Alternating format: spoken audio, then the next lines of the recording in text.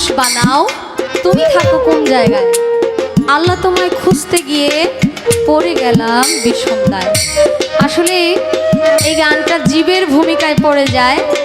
জীব আর পরম যখন যুদ্ধ শুরু করে দেয়, মানে জীব একটা অধিকার করে বলতেছে পরমকে, স্রষ্টা আমাকে সৃষ্টি করলো,